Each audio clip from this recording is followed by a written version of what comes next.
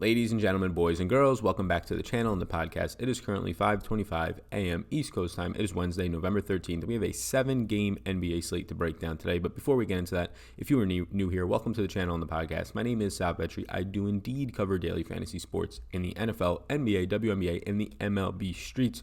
Before we get into this, linked up down below, you can check out a ton of free stuff. There's some free strategy guide giveaways. You can look at those. I have my exclusive Patreon content. If you are interested in learning more about that, you can click the link down below. My NBA projections are over there, as well as all of, in the far majority of my NFL content outside of YouTube and the podcast. And then my social medias are also linked up down below at SalVetriDFS on Twitter and SalVetri on Instagram. And then I just want to shout out FantasyDraft for revolutionizing the way that you do play daily fantasy sports. They're getting rid of a break. You can just have subscription packages, or if you only play $100 a month or so, then you don't have to pay anywhere. It's 0% maintenance fees. Nothing's coming out of it. $1 in, $1 out for you if you're doing that way. And then if you want to pay a subscription package, you're paying like a 1% fee compared to 10 to 15% getting skimmed off the top of your entries in Draftkings and FanDuel. So there are upsides to DraftKings and FanDuel, bigger prize pools, bigger nights that you could potentially hit on, more action you can get down, but a lot more money is coming out of that because of all of that. It's kind of just recycled back in a way, whereas Fantasy Draft slowly starting to build out, and it doesn't seem like this is a scheme to just get people in the door, right? It's not a marketing ploy because they literally built their business on subscription package around rake free, so it seems as if this is a long-term fix for the high rake in this industry. So seems like they actually care, so be sure to check that out. Definitely cool. Linked up down below is the link to Fantasy Draft. People have been asking for a promo code. They don't do any promo codes because they have free rake or rake-free DFS. It's already saving you like 10 to 15% built in. But if you do click that link, it is tracked from this channel/podcast, and it will show them, hey, they came from Sal. Maybe we should keep advertising on his channel, and it obviously helps me as a creator. So that all said, let's get into the video. 7 games. I will also be on the Awesemo channel today at 9:30 a.m. with Josh Engelman talking about this slate for probably about an hour to an hour and a half. Starting in Memphis, Grayson Allen remains out. He's doubtful, actually, but remains out with an ankle injury here. Marco Goodrich and Dylan Brooks should continue to see bump, especially Marco Goodrich. Moving to Minnesota, nothing really major here. Jordan Bell is going to be out. He's been playing somewhere in the mid-teens in minutes. It'll help Noah Vonleh and Gorgie Jang off the bench as backups to Karl-Anthony Towns, but nothing really major there. Amari Spellman and Golden State. I'm going to filter this actually rather briefly by team, so we can get all the teams to come through at the same exact time, and we can hit on all of them. Cool. So it filtered a different way, but we'll be able to go through this. So starting with Boston, Daniel Tice, doubtful with a finger injury. It's going to help Enes Kanter, who he played 6 minutes in the last game, and he absolutely just teased everybody who thought he was going to play way more than that. So 6 minutes in the last game, that should surely come up. 21.8 minutes per game for Daniel Tice, and since Kanter was out, he was playing closer to 28 to 30 minutes per game. Robert Williams, the backup center, who's just been absolutely dominant in the pick and roll. Michael Gallagher via Twitter, if you follow him at all, fantastic NBA analyst and somebody who just posts a ton of clips. Every single time Robert Williams has a pick and roll dunk, he posts it, and it seems to be multiple times a game. And also Grant Williams. So going back to Golden State, you have Amari Spellman. He is doubtful with the ankle injury. Marquise Chris, Eric Pascal, Willie Cauley-Stein, the people who will benefit. But Amari Spellman's seeing minutes like 12 to 15, sometimes 16 minutes per game. Very uneventful minutes, so those will actually help and move around. Maybe gives the biggest bump to Willie Cauley-Stein in terms of other people playing him off the court for a couple minutes. And Damian Lee is likely to miss at least 2 weeks with a hand injury. I think he fractured his hand or sprained it. So Alec Burks, Jordan Poole, Glenn Robinson III should be the main benefactors from that. Probably Jordan Poole the most to stabilize his minutes around 30. Similar things can probably be said for Alec Burks, especially if he remains in the starting lineup. In Houston, there's actually a lot of important notes here in Houston. Facing the Clippers today, who might actually get Paul George back. We'll talk about that in a second. But Eric Gordon's likely to miss 4 to 6 weeks with a knee injury. He has to get some sort of surgery on it. Ben McLemore is expected to start at $3,100. PJ Tucker, Austin Rivers, Thabo Sefolosha should also get more run, but you're going to probably get, actually, before we get into that, Daniel House Jr. is doubtful today with his back injury, so no Eric Gordon, that's on average 30 minutes per game, closer to 32. No Daniel House, that's 29.2 minutes per game this season. Ben McLemore is going to start today at the 3, and they've already said likely to start at the 3. He's going to have to play at least 32 minutes, if not more. If you can get 30-plus minutes out of any sort of player, in their 3,100, it's usually a decent play, especially if they're not just a wing shooting guard, and this is going to be a guy playing the 3, pushing down to the 4 at times. Yeah, Ben McLemore today seems like one of the better values on the slate. You have a couple other really good values, underpriced guys that are on back-to-backs that seem a little bit scary, but this guy, he's potentially going to play 35 minutes at $3,100. It's really hard to ignore that. Landry Shamet is out. He's going to be out for the foreseeable future, they said, with an ankle injury. Look, it's really going to depend on what happens here. If Paul George, he's also, so a lot of injuries, right, in LA for both teams. So Landry, Paul George is questionable with a shoulder injury, potentially going to make his debut tonight. Obviously, that would hurt Kawhi's overall upside. Lou Williams, Montrezl Harrell. If indeed Paul George does not return today, well, then JaMychal Green and Mo Harkless are in very good spots to see minutes bumps, and one of them should join the starting lineup in place of Landry Shamet. I would have interest in either one of them if they started, but if Paul George, who's questionable today, plays at 8,200, he seems like a fine option to get to at that price point if we thought he was going to play his full minutes, but I highly doubt Paul George is going to go out there and play 33 to 34 minutes. I'd be more likely to project him for somewhere in the 25-minute range. For the Lakers, Rondo is going to be out for rest. They said he would play last night, not play tonight. So Alex Caruso, who actually played 25 minutes last night, should continue to get more run. Quinn Cook and LeBron James also are impacted by that. Here's the big one. Anthony Davis last night gets injured. Now, these salaries for tonight's slate were priced before Anthony Davis got injured last night. He played most of the game. He comes out with a rib and shoulder injury, and they said he's unlikely to play today. He is doubtful. LeBron James, obvious huge usage boost for a guy who's priced nowhere near as if Anthony Davis was going to be out today. Kyle Kuzma, who played mid-20s in minutes last night, and he scores 23 real-life points. He seemed to be back to normal. He's only 4,100. He's not priced up. Dwight Howard, who played 20 minutes last night. JaVale McGee played 11. So the main beneficiaries are, in this order, probably going to be LeBron James, Kyle Kuzma, and Dwight Howard. Going to Minnesota, we talked about Jordan Bell. Shabazz Napier continues to be doubtful with his hamstring injury. Jeff Teague continues to be questionable with an illness. I have to look into what this illness actually is because it's been about 2 weeks now. Is this mono? I have no idea. Andrew Wiggins is going to be the clear beneficiary, and he has been. He's been controlling the point a ton. Jarrett Culver to an extent. Treveon Graham got in the starting lineup last time, but he actually played less minutes than he has been playing. And then Josh Okogie played a lot of minutes and did absolutely nothing with them, and that's usually what you'll get from Josh Okogie every third game or so. No Napier, no Teague. If Teague misses, it's another huge Andrew Wiggins night, but he's priced at 7,900. So if you believe in what he's been doing over the last 4 or 5 games without these guards, well, then continue to play him because he'll probably score you 45-plus fantasy points. If you don't believe in it and you think he's just been getting hot from shooting, and that's not all that it is because his assist percentage is through the roof right now, then you should probably at least consider it. In Toronto, lots of injuries. Kyle Lowry and Serge Ibaka clearly remain out. Lowry being out once again is going to help Fred VanVleet start at point. He's only $7,100. I think that's a fair price point. Pascal Siakam and Norman Powell. Serge Ibaka being out is going to help Marc Gasol and Chris Boucher and also R.H. Day, Rondae Hollis-Jefferson. Here's the big one. OJ Anunoby is out with an eye. He has an eye bruise. I don't know, an eye contusion, they said. I don't know what that means. I guess just a bruise on his eye, swelling, who knows. Seems like it would indicate or inhibit you from shooting, limit you. So the benefactors are Norman Powell more minutes. Terrence Davis should continue to get dusted off. Probably Chris Boucher a little bit. But the big one is Rondae Hollis-Jefferson. Rondae Hollis-Jefferson he started the second half for OG Anunoby in the last game when OG got hurt. Rondae Hollis-Jefferson scored close to 30 fantasy points, played close to 30 minutes. I don't know what they do with the starting lineup. We'll see. But if they slide Hollis-Jefferson into the starting lineup in OG Anunoby's place, that's a really good spot to be. If they slide Terrence Davis in, then you have more interest in Terrence Davis, but R.H. Day off the bench should continue to see 25 minutes, somewhere around there, 24 maybe.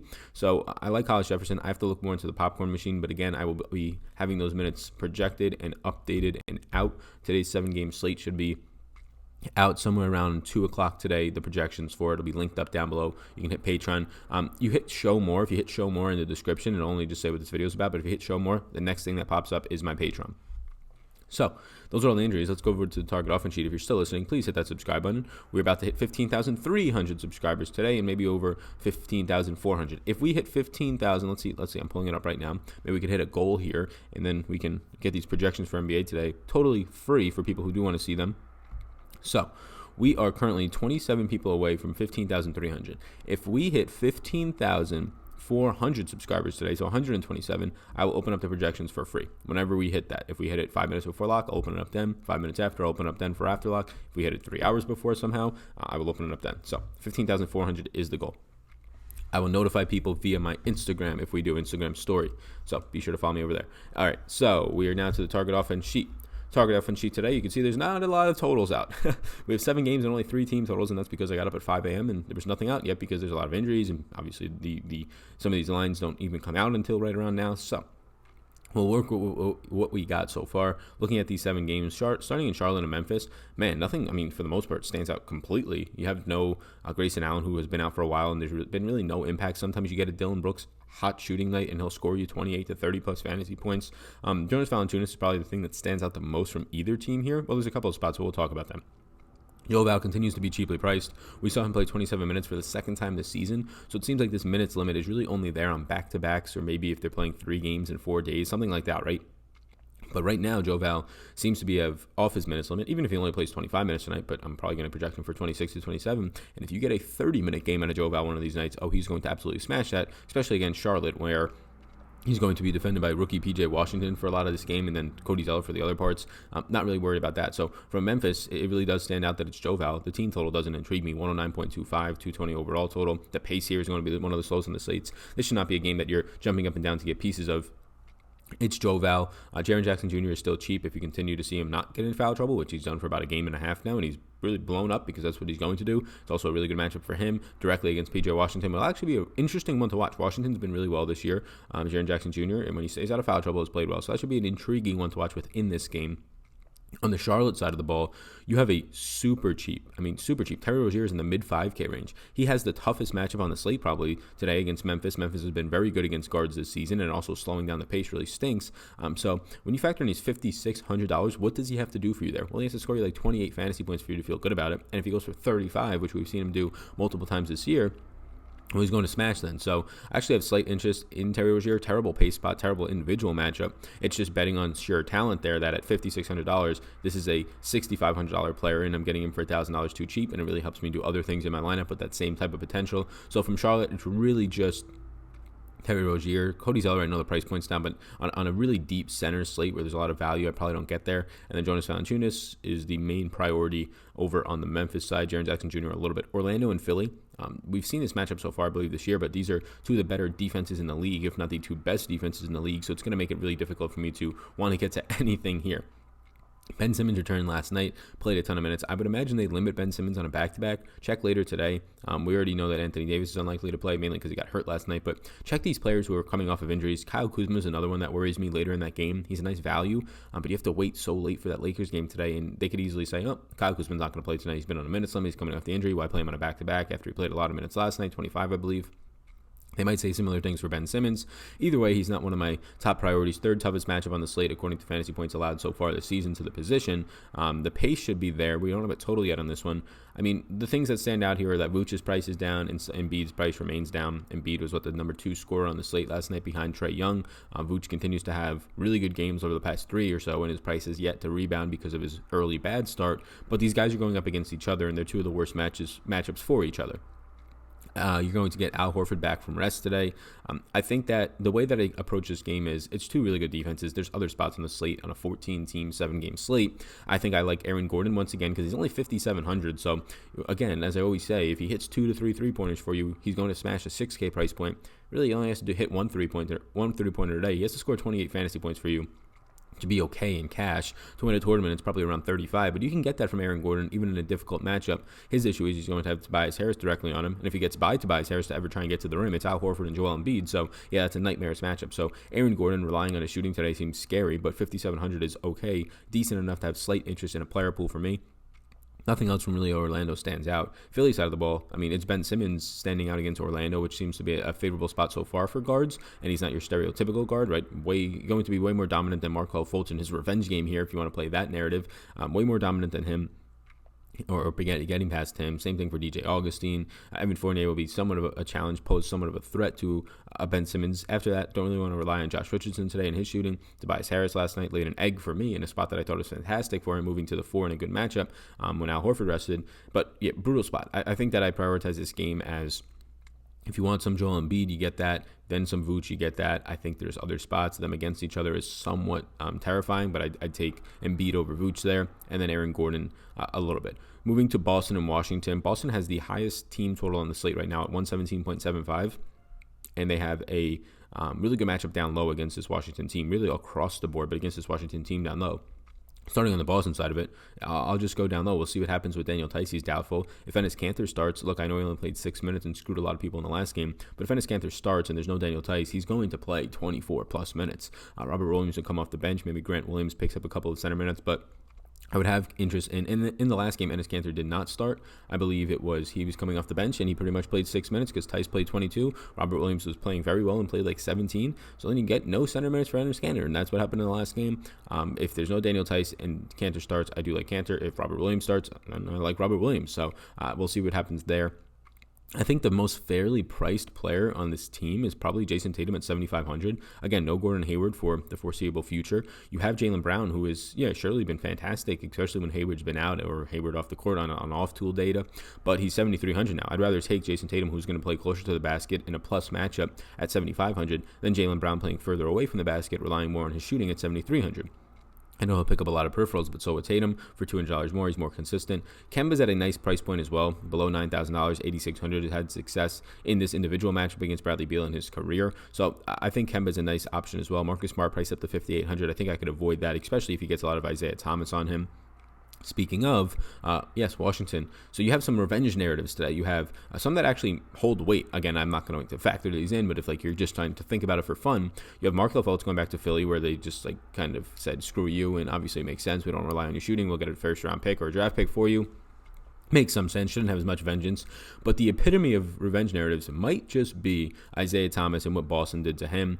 Treated him just like a bag of rocks after he was like the entire franchise for a year and a half, so 2 years, whatever it was. So Isaiah Thomas going back there now, probably going to be starting still in this minutes limit. So if you like revenge narratives, you bump up Isaiah Thomas to the top of your revenge narrative list. You cross him off and you roster him today. But for me, I'm probably not going to get to too much of him. Just a really bad total at 108.75. Tougher matchup, of course, against Marcus Smart on the opposite side. You don't get much more difficult matchups than Marcus Smart with increased minutes because of no Gordon Hayward going up against you. Bradley Beal's price point is nice. I prefer in this exact same game Kemba over Bradley Beal more than likely. Washington down low. Rui's coming off of probably his best game as a pro. I don't think I have to test that again, but size-wise, he's going to have a good matchup. And Thomas Bryant, if Enes Kanter starts today, Thomas Bryant's definitely in play for me. He's power forward eligible. We know Enes Kanter is not great at defense. Robert Williams is still very raw. So the way that I prioritize this game is Washington. It's really just Thomas Bryant for me. The Boston side of it, I would go Jason Tatum, whoever starts at center, and then Kemba Walker in terms of priorities as of right now. And once again, as of right now, it is currently 5:42 a.m., so lots of time until then. Houston and the Clippers, we've yet to have a total on this game, but let me just tell you, this is going to be the highest projected game. The reason there's not a total is lots of injuries for Houston, and they're probably waiting the Clippers on Paul George, so I'm sure we'll get this total in maybe a couple of hours. But that said, I only imagine this is going to be the highest total on the slate. It's projected to be the fastest-paced game on the slate. I would project this game. We've already seen it a couple times this year with Houston, 240s in total points. So, yes, you're going to want to get pieces of it. James Harden is surely in play. Russell Wilson, who has been somewhat disappointing, but now he's priced to be somewhat disappointing, below $9,000 once again, is surely in play. Ben McLemore at $3,100 is probably the best play from this team, even with Russell Westbrook, keep saying Wilson, Russell Westbrook and James Harden here. I want a lot of Houston today. You can pay up. We have LeBron James on a slate with no Anthony Davis, so is it as much of a necessity, even a good spot to get to James Harden? I mean, he's probably going to score 60-plus fantasy points, and if it's tonight's night he hits 5 threes, well, then he's going to score 75. So, yes, James Harden is clearly in play, even with LeBron James having no Anthony Davis next to him. LeBron played 37 minutes last night, second night of a back-to-back. You might see him take a little bit of time off tonight as well. I don't think it'll be anything major with no Davis, but a little bit. So, that being said, I like both of them tonight. So, yes, James Harden is still in play. Yes, Russell Westbrook is still in play, but $3,100 Ben McLemore in a really positive spot. He's probably going to have as difficult as a matchup as it gets, but again, this is 2019 NBA where they don't really set up in the half court all that much and go one-on-one man-to-man defense until the NBA playoffs / finals. So it's not because they don't like to play defense. A lot of these players actually do, and it's a bad stereotype around the NBA. It's mainly because they're just playing so fast that there's no time to set up. Like, they're not going, if you're not going ISO, and if you're going ISO, then it doesn't really matter what you're doing on defense because Ben McLemore is not going to ISO in this game. It'll be Westbrook and or Harden, if anybody. So those three players stand out. Once again, I've been playing Clint Capella for like a week straight now. He stands out as having the best matchup on the slate. There's just really good spots here. Like, it's really tough to prioritize what I want from Houston because the salaries are all over the place. You have dirt cheap McLemore. You have somewhere in the mid-range, upper mid-range in Clint Capella, and then top-end Harden / lower top-end Russell Westbrook. So if I have to just like down and 30 kind of prioritize this for people, I'd probably go Ben McLemore 1. I'd probably go Clint Capella 2, then Harden, then Westbrook. That's not to slate Harden or Westbrook. It's just way easier to get Ben McLemore. He might actually be a focal point depending on the other value that opens up at $3,100 in a lot of my lineups today. We'll see as the day goes on. I'm sure he'll get chalky and then he might actually be not worth it, but he's just going to play so many minutes today. And then Clint Capella has not found a better matchup for himself probably this entire season, and he continues to be relatively cheap. On the Clippers side of the ball, we really have to see what happens here. If Paul George is in, I don't expect him to play a ton of minutes, and he's really just going to screw a lot of things up when he's out there for Kawhi Leonard's overall ceiling, especially for where Kawhi is priced at right now. He's going to screw everything up for Lou Williams' overall value and Montrezl Harrell. So Harrell also priced at $7,700. His price point comes up over $1,000 just overnight. So it's really hard to get to Harrell. If Paul George is out, well then get to Kawhi if you would like. You can get to Lou Williams once again. It probably makes JaMychal Green and or Mo Harkless, whichever one starts, a very good play. But for right now, the Clippers are a spot I'm just not going to get to, because I'm projecting Paul George to start and play somewhere in the mid-20s to upper 20s in minutes. So it's really just the Houston side of the ball, those four players that I touched on. Minnesota and San Antonio, cheap price points once again, $6,600 on LaMarcus Aldridge. He continues to just be underwhelming, and he's priced for what he is at this point, but we know what he can be, and we saw that a couple games back, 57 points. So at 113.25 team total, overall game total 228.5.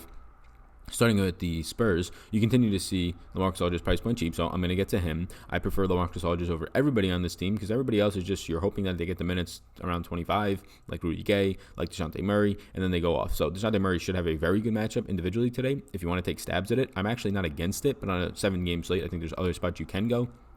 Murray has not hit one of those big games in his limited minutes in a while, and that probably makes sense. It's really hard for a point guard, and again, he looks fantastic as a two-way guard. Like, both sides of it looks amazing. I can't wait till this guy starts playing 32 minutes, and he's a $9,000 player, but for right now, it's really hard to rely on him some nights getting 19 minutes, right? 20 minutes at most lately. I know he's on this 24 or 26-minute count that he can get to, but we haven't seen it in a little while. If you want to take a stab on it and you think it happens tonight, surely go for it. I prefer LaMarcus Aldridge the most from this team. And then, sure, you can get to DeMar DeRozan. DeMar DeRozan at his price point is just kind of like a meh play to me. I feel like I can go elsewhere, whereas I see LaMarcus Aldridge as a guy who's going to play a lot of center minutes, even against Towns, who has been improving, but not nearly as good as, or not nearly a shutdown center. So it's just Aldridge. You can take stabs on Murray. Not too much interest in DeRozan as of right now. Minnesota side of the ball, if Jeff Teague is in, it's a tough matchup for him. I actually have slight interest. If Jeff Teague is out, it's also a really tough matchup for Andrew Wiggins, who's priced up now. So I think I avoid the price tag, although I think he's in a fine spot. You have a very cheap, because of the matchup, Karl-Anthony Towns into the 4-digit range, the 9K range. So there's going to be interest there for me for sure. Very difficult spot, of course, though. One of the more difficult matchups, bottom 5 matchup on the slate, but it's Karl-Anthony Towns, and he's priced for it. So Minnesota, it's just really Towns that stands out. Wiggins, if there's no Teague, you can get the sum of. And San Antonio takes stabs on DeJounte Murray if you want in this matchup, but it's mainly just at this price point, LaMarcus Aldridge. 2 games left to go, and then we go to my early interest. But the Lakers and Golden State is going to be a really difficult one to kind of pinpoint. You have another revenge narrative here with Russell or D'Angelo Russell against the Lakers, and his price point is way too cheap. Like, he's $8,100 for a guy who just continuously drops 50 points because he's the only guy out there. Now there's no Damian Lee, another shooter on this team. For shooters on this team, it's literally right now D'Angelo Russell, Alec Burks. That's it. Jordan Poole can try and shoot the ball. Has not been going too well for him. Same thing for Glenn Robinson. I think we all know Draymond Green is not a shooter. Neither is Willie Cauley-Stein. It is literally just, with now no Damian Lee because he was a shooter, no it's just Alec Burks and D'Angelo Russell. Russell's going to continue to shoot 20-plus shots, and if he has any sort of little fire under him because he's playing the Lakers, which he's already played in his career since that happened, it's a good spot for Russell on the Golden State side. You have Draymond Green, similar to Terry Rozier, just underpriced by a lot, but Draymond Green playing closer to the basket in a positive matchup, but now no Anthony Davis. I think he's $5,600 in this slate. So, yeah, it's really just those two players, the two main players on Golden State. I think, obviously, we know Damian Lee, there's going to be more run for Alec Burks, more run for Jordan Poole. I'd rather get the Burks at $5,500. We know what he can do on a point-per-minute basis if he gets the minutes, and he should be able to tonight. I prioritize this Golden State team, D'Angelo Russell on a tier of his own, then Draymond Green on a tier of his own, and then you can take stabs at Alec Burks, Jordan Poole if you want, but I don't think you have to on this slate.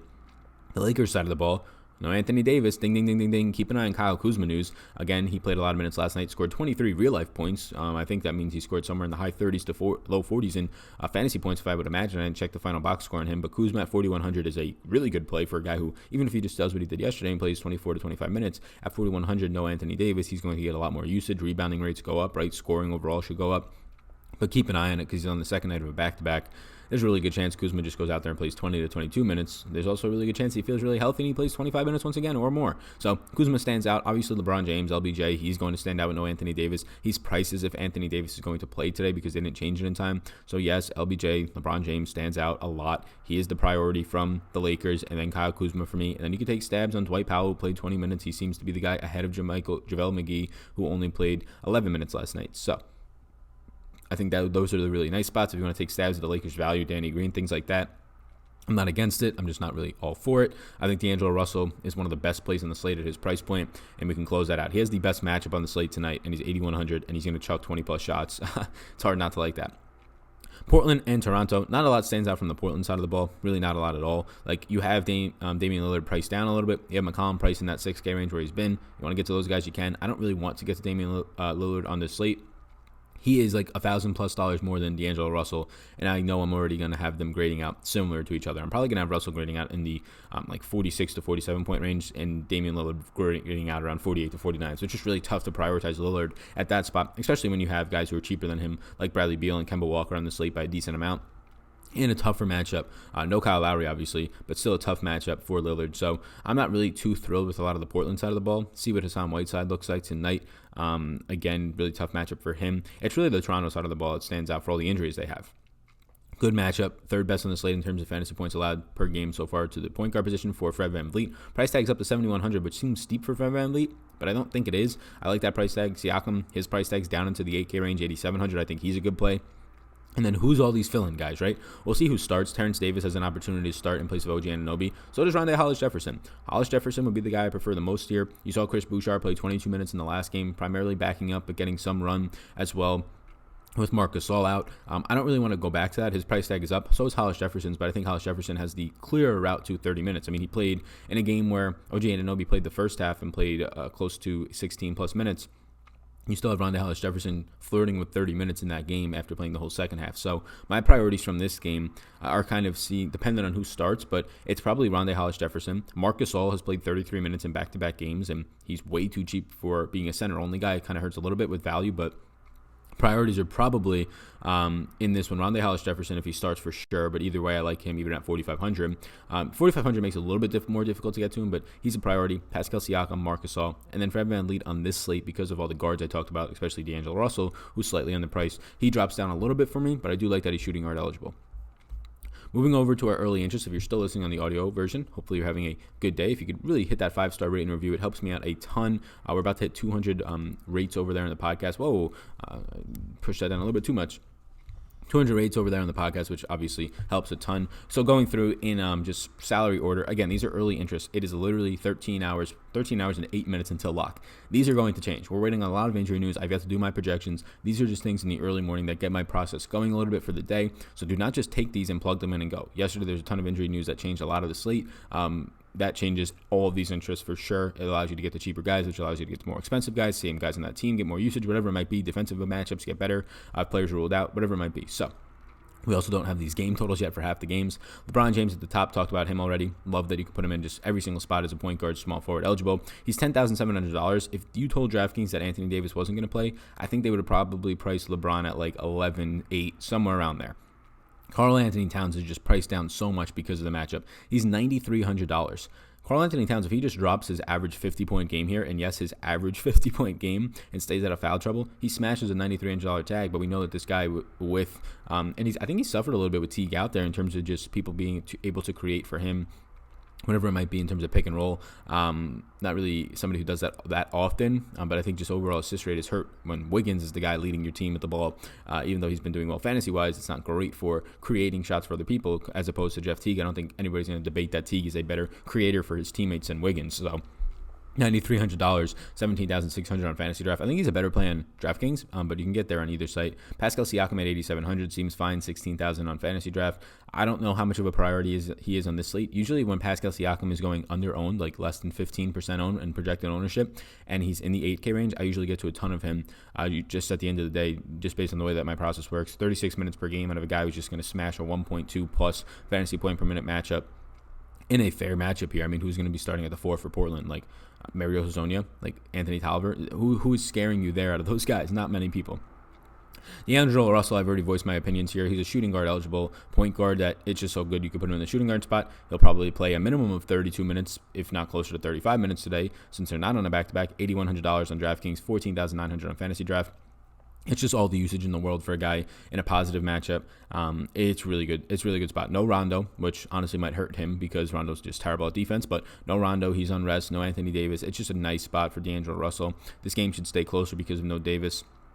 And also Draymond Green being back. Clint Capella at 7,400. I like this price range for him. There's not a lot of guys in the 7K range that I think are appropriately priced or in good spots. But we know Clint Capella's ceiling. His median has been coming out as of late. And the price point just hasn't moved enough. Like lately he's been performing as like a $77,000, $8,000 player. And I would have no interest there because I think you're paying for the tag then. But 7,400, I think there's some value in it. 14,400 on Fantasy Draft. Fred VanVleet at 7,100. A little bit tougher to get to him when Ben Simmons is $300 less at 6,800, and Simmons can fit into a lot of your lineup positions with small forward eligibility. But I think Fred VanVleet is still okay at 7,100. He's playing 38.2 minutes per game. A 21.3% usage rate is always only going to continue to increase. Shooting guard eligible for a guy who's filling in for Kyle Lowry here in a positive matchup against Portland. Ben Simmons has some interest on me at 6,800. I would prefer getting to LaMarcus Aldridge for $200 less at 6,600. Again, somewhat different positions there. Aldridge is also $200 less on Fantasy Draft, so you're getting a better deal on him there compared to Simmons, but still a good deal regardless. Simmons is just a tough matchup. But I don't think Ben Simmons should ever be this cheap. $6,800 for a guy who more times than not goes out there and will score you 35 fantasy points even on a bad night is clearly too cheap. So Simmons is in play for me, of course. The fact that you could put a point guard of Simmons in a small forward spot is such a good lineup construction and overall ceiling move, right? It's really difficult to ever envision yourself being able to get like 4 point guards into your lineup, shooting guard eligible spot, right? And then getting yourself 4 centers into your lineup with the power forward spots or whatever it might be, and just making the upside go through the roof for your lineup. You can do that when you have Simmons at this cheap of a price point. Marcus Aldridge, 6,600. I like him here. I like the matchup. Look, I mean, Robert Covington's been really good down low. Cat's been improved down low. This Minnesota overall defense down low compared to their guards, and a lot of that is just because of injuries, but they've been improving a ton this season. They're up pretty much like 8 spots to this point in a lot of statistics. Turnover rate is through the roof. Robert Covington, big reason why.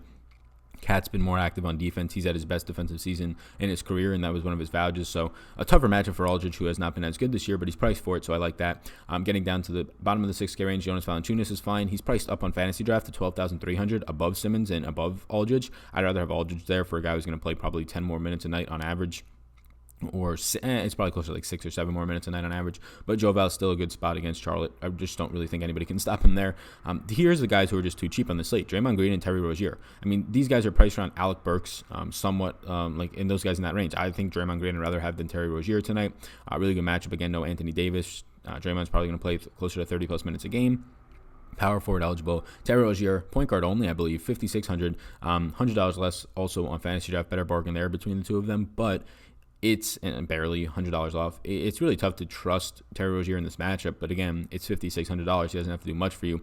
Alec Burks is $5,500. I have him in yellow because why would I go to Alec Burks at $5,500 when I can get to Terry Rozier, a starting point guard at $56, or I can get to Draymond Green at $56? So tough to get the Burks relative to other positions like Draymond Green on the same exact team. Marc Gasol's at $5,500. This is just too cheap of a price tag if Gasol is going to continue to play 32 plus minutes, and I think he will. I think his bottom number today is 32, and his top number somewhere in the 35-minute range.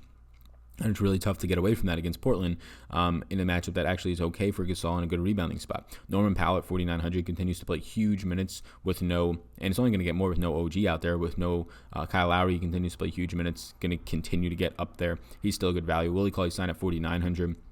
No Anthony Davis, he becomes a nicer value, but not somebody I really trust all that much. Like, again, I'd rather get to Draymond Green at 5,600 on his same team, who's more of a versatile and easier to get to a floor and ceiling game for him compared to Willie Cauley-Stein, even with no Anthony Davis out there. Isaiah Thomas I put on here in yellow. I don't actually have that much interest in Isaiah Thomas today. He's $10,000 over on Fantasy Draft. Too steep of a price point for me. 4,900 on DraftKings is where I would go. Point guard, shooting guard. I think he's only actually point guard eligible, but look, his minutes have been a little bit capped. He's been really good when he plays this year. He's got a 29.2% usage rate, which is absolutely insane for his price tag. He's going up in Boston. I just really put him on here to mention once again that this is like the epitome of revenge narratives. So we'll see if I get to him later in the day. If he's starting, maybe there's some more interest. Jaren Jackson Jr. at 4,800 is still too cheap if the guy stays out of foul trouble. Rondae Hollis-Jefferson is 4,500. He's already priced up, which is a little bit of a concern compared to some other guys on the slate. The Lakers guys, Ben McLemore. But Hollis-Jefferson should see 30 minutes of run, and he's been usually close to a point per minute producer in his career. Dwight Howard sees a bump up with no Anthony Davis out there. Kyle Kuzma, I really want to see what happens with Kuzma here because he might start at the 4 tonight with no Anthony Davis. And if he does, he's a small forward who can move from in your lineups from power forward spots to the small forward spot, get another power forward in your lineup. And he's only $4,100, which I think is clearly really cheap, but we have to see what happens from last night where he played about 25 minutes. He's at a 25.3% usage rate this season so far, which is really good. And now no Anthony Davis on the court, chilling go up. Ben McLemore at $3,100, $6,000 flat minimum on Fantasy Draft, $100 above the minimum on Draftkings. Seems to be the smash play today. He's shooting guard and small forward eligible, so throw him into your shooting guard spot. You have a $3,100 player who's going to play in a really high total game and a high pace game, highest projected pace game on the slate for me. 110.6 possessions per team, and there's a really good chance, they already said he's probably going to start, really good chance he plays 30 minutes as a minimum number, and even if he's giving you the worst point per minute production that he possibly can, it's hard to imagine he doesn't score 20 fantasy points in that type of a game environment, and with the upside of more. So that's my early interest. That's where I'm at right now. I think the couple of the things that I pull are getting updated right now from the websites I pulled them from. So the usage of minutes per game disappeared for now, but I'll update those obviously for the projections and things like that. So before you leave, you can hit the subscribe button. Thank you so much for tuning in to another episode of the Sal Vetri Show, the audio version, Sal Vetri YouTube channel. Follow me on Twitter at Sal Vetri DFS. Follow me on Instagram as well. I will post in my story if we hit the 15,400 subscriber goal today, and if we hit that, we're probably about 115 away by this point. I will open up the projections for free. You guys can test them out. I'll open up the ones from last night for free as well if you're interested. So my name is Sal Vetri. Thank you for tuning into this episode. I'm going to shoot the Thursday Night Football video now, and then we'll be on our way. So peace out, gang. Thanks for tuning in, and I hope you enjoyed that video. Above my head, if you're not already subscribed to this channel, I do ask you if you can please hit that subscribe button. It helps me out a good amount to reach more people. You can also follow me on Twitter. That's over there. Right in the corner is my @SalVetriDFS Twitter. And then above, you'll find my Patreon link. You can click on that if you want more exclusive content for me. Or a video is going to pop up, so why don't you check that one out as well. I think it's going to be beneficial for you. Thank you so much again for tuning in, and I hope you have a fantastic rest of your day.